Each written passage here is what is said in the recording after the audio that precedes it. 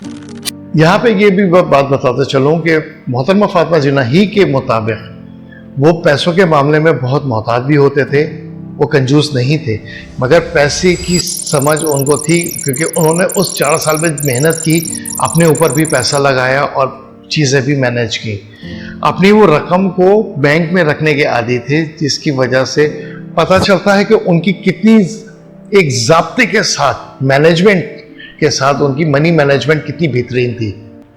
और उसी से वो आगे बढ़ते चले गए। क्योंकि मनी मैनेजमेंट भी एक ऐसा फ़न है जो आम तौर पर लोग सीखते नहीं हैं, मगर कायद-ए-आज़म रहमतुल्लाह अलैह ने अपनी मनी मैनेजमेंट के ज़रिए अपने असासों को ना सिर्फ मेंटेन रखा बल्कि अपनी लाइफ को, अपनी सहूलत को भी आगे तक लेके गए, और थोड़े से पैसों के अंदर भी उन्होंने काफ़ी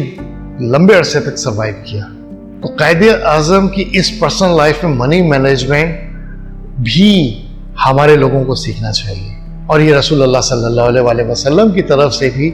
इस मामले में कई हदीसें हमें मिल जाती हैं। तो कायद-ए-आज़म कितने फरमाबरदार औलाद थे, ये बात सामने आ चुकी है, और मोहतरमा फातिमा जिन्ना इस बात की गवाह थी। इनके वालिद चाहते थे कि वो कराची में ही किसी भी नामवर वकील के या किसी भी बड़े इदारे के जूनियर वकील के तौर पर या जूनियर बैरिस्टर के तौर पर वहाँ पे काम करें। तो जिन्ना भाई पूंजा की जो हालात ख़राब थे, और वो जो 2 फर्म्स उन्होंने हायर कर रखी थी अपनी मुकदमात लड़ने के लिए, पहले थी हरचंद राय वशनदास एंड कंपनी और दूसरी थी लालचंद एंड कंपनी। इन 2 कानूनी फर्मों को जो इन्होंने हायर कर रखी थी अपने मुकदमात लड़ने के लिए, इनसे बात की, और ये लोग हाथों हाथ मोहम्मद अली जिन्ना को एज अ जूनियर लेने के लिए तैयार थे, मगर मोहम्मद अली जिन्ना नहीं चाहते थे कि वो यहाँ पर रहें, क्योंकि उन्होंने पहले ही फैसला कर लिया था, यानी लंदन से चलते भी फैसला कर लिया था कि वो कराची में नहीं बल्कि मुंबई में प्रैक्टिस करेंगे। और उसकी एक मिसाल जो मोहतरमा फातिमा जिन्ना देती हैं वो बताती हैं कि उन्होंने कायद-ए-आज़म रहमतुल्लाह अलैह ने 15 जुलाई 1896 को जो उन्होंने 3 चेक काटे थे, उनमें से एक चेक जिसकी मालियत 71 पाउंड था, उन्होंने वो national bank of India limited Bombay के नाम से काटा था, जिससे जाहिर होता है कि मोहतरमा फातिमा जिन्ना अपनी किताब में लिखती हैं, जिससे जाहिर होता है कि उन्होंने लंदन में ही कराची की बजाय बम्बई में रहने का फैसला कर लिया था। मोहतरमा फातिमा जिन्ना रहमतुल्लाह अलैह इस बारे में और ज़्यादा डिटेल में जाकर बताती हैं कि मोहम्मद अली जिन्ना जो कि उस वक्त नौजवान बैरिस्टर थे, उन्होंने ये फैसला इसलिए भी किया था क्योंकि वो नहीं चाहते थे कि उनके ख़ानदान की जो नाकामियाँ थी उसकी गहरी परछाइयाँ उनके अगले कैरियर के ऊपर पड़ जाएं। एक फैसला उनका ये भी था, इस वजह से भी वो कराची के अंदर नहीं रहना चाहते थे, क्योंकि बम्बई के मुकाबले में यहाँ पे हर कुछ महदूद था, अपॉर्चुनिटीज़ बड़ी महदूद थी यहाँ पे। जबकि इनके वालिद यानी मोहम्मद अली जिन्ना के वालिद नहीं चाहते थे कि इनका बेटा यहाँ कराची छोड़कर मुंबई जाए, उस ज़माने का बॉम्बे या बम्बई, मौजूदा ज़माने का मुंबई, क्योंकि इस तमाम अरसे के अंदर यानी कराची शिफ्ट होने के बाद, शादी के बाद जब इनके वालिद यहाँ पे शिफ्ट हुए थे तो इनके ताल्लुकात अच्छे खासे वसी हो चुके थे, और इनके पड़ोस में ही एक इनके पुराने दोस्त थे रामजी भाई पेटा भाई के नाम से, जिनसे कायद-ए-आज़म भी बहुत अटैच थे और उनकी बड़ी रिस्पेक्ट करते थे, और वो बचपन से उनको अपने बच्चों की तरह रखते थे। तो मोहतरमा फातिमा जिन्ना कहती हैं कि जब कायद-ए-आज़म रहमतुल्लाह अलैह ने ये फैसला अपने वालिद को सुनाया कि वो बॉम्बे जाके अपना कैरियर शुरू करना चाहते हैं, यहाँ पे वो कुछ नहीं करना चाहते, तो उनके वालिद ने उनको बहुत समझाया, और इस सारे मामले के अंदर रामजी भाई पेटा भाई को भी डाला, जो कि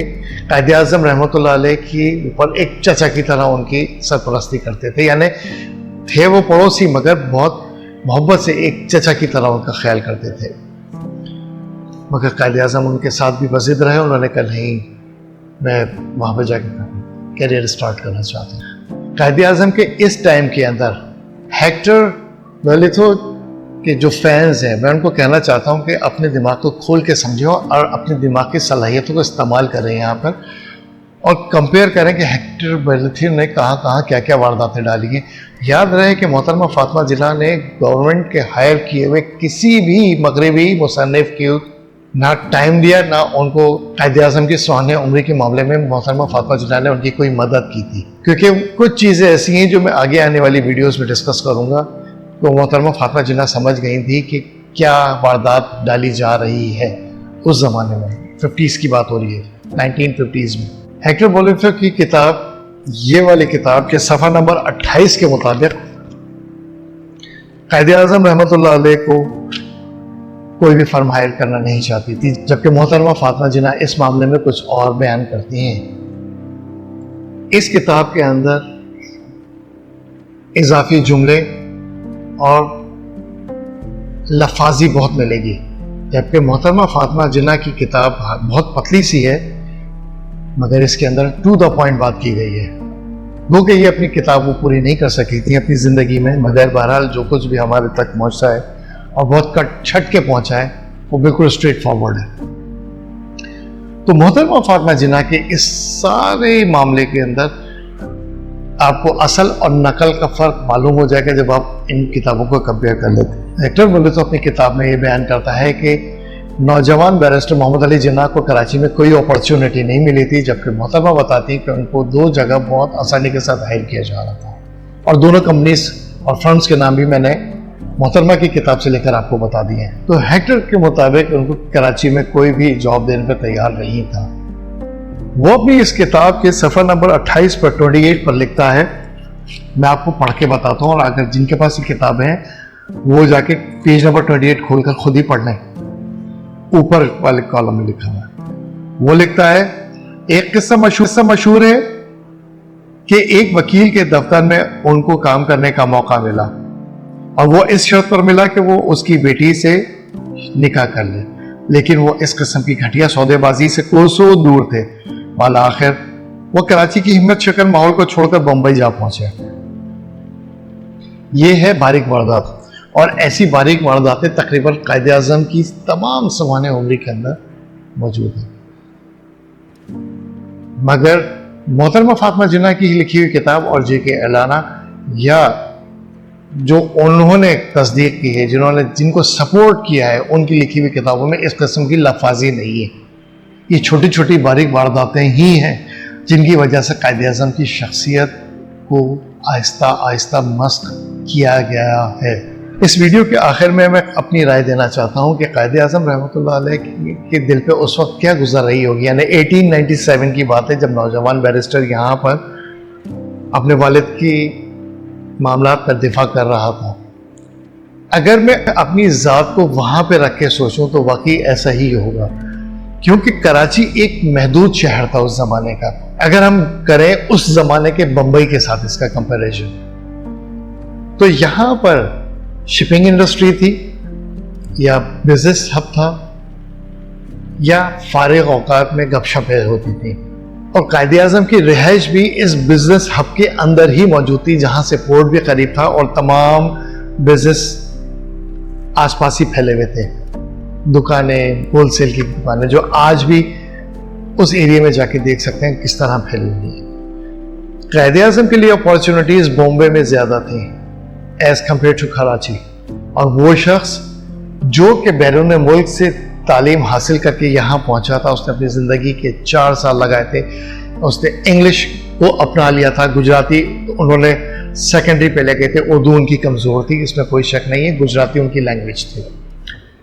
उर्दू उनकी कमज़ोर थी, मगर उन्होंने गुजराती पे भी प्रेफरेंस कर दिया था अपने आप को इंग्लिश लैंग्वेज के ऊपर। अपने अंदर के सॉफ्टवेयर को इंग्लिश लैंग्वेज में ट्रांसफ़र कर दिया था। वो शख्स जो कि वेस्टमिनिस्टर एबी के अंदर, यानी वहाँ की पार्लियामेंट के अंदर जाके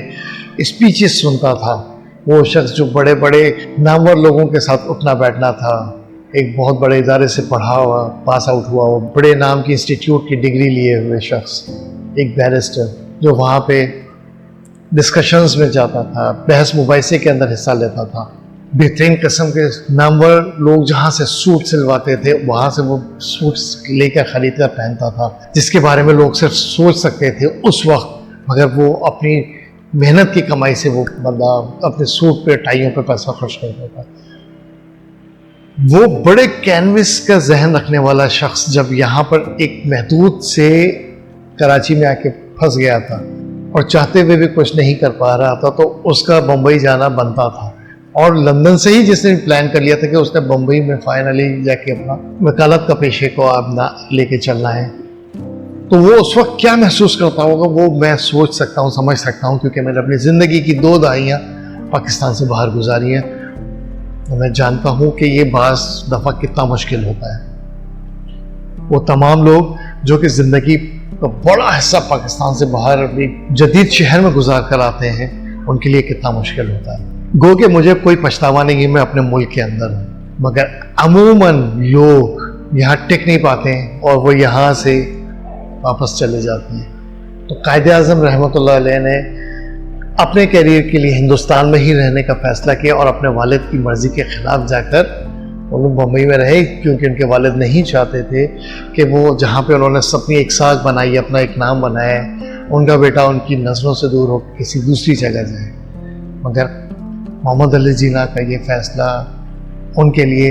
अगले 3 साल बड़ी सख्त मुशक्क़त का भी रहा है, मगर उसके बाद उनकी कामयाबियाँ होती ही चली गईं और वो शख्स आखिर में अपने वालिद का पसंदीदा शहर में आके ना सिर्फ बसा बल्कि उसने वहीं वफ़ात पाई और आज तक वो इसी शहर के अंदर यानी कराची के अंदर मौजूद है।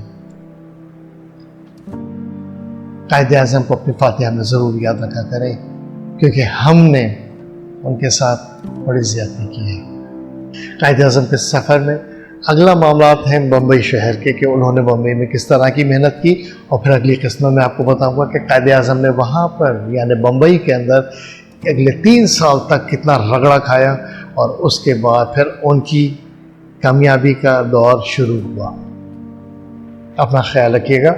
इंशाल्लाह मिलते हैं अगली वीडियो में। अस्सलाम वालेकुम व रहमतुल्लाहि व बरकातहू। और अपने कमेंट्स में ज़रूर बताइएगा कि ये वीडियो आपको कैसे लगी। शुक्रिया।